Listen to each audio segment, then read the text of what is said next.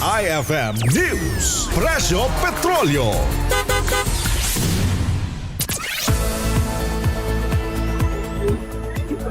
Magandang umaga, Idol Gian, Idol Fina. Bad news para sa mga motorista dahil muli tataas ang presyo ng mga produktong petrolyo ngayong araw, Martes, February 3, 2026. Batay sa anunsyo, tataas ng 0.80 centavo kada litro ang presyo ng gasolina, 1.60 pesos naman kada litro ng diesel, at 1.10 pesos naman kada litro ang kerosene, kung saan ito na ang ika-apat na sunod na pagtaas ng presyo ng langis sa unang bahagi ng taon.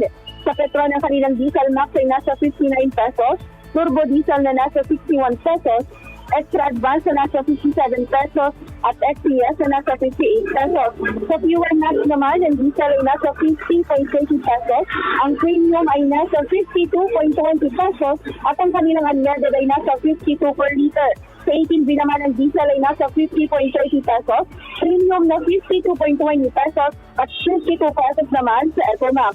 Samantala sa Eco Power Oil naman, nasa 50.30 pesos ang kanilang diesel, premium na 52.20 pesos, habang ang kanilang Supreme ay nasa 52 pesos kada litro. Sa Shell naman, ang kanilang fuel save diesel ay 61.49 pesos, sa V-Power diesel naman ang 70.90 pesos, fuel save gasoline na 62.50 pesos, at V-Power gasoline na 62.50 pesos.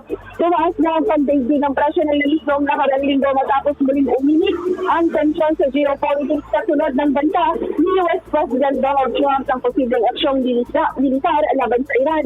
Binanggit din ng Department of Energy ang matinding winter storm sa Estados Unidos at power disruption sa Kazakhstan na nagtulak ng pagtaas sa presyo ng crudo sa pandaigdigang merkado.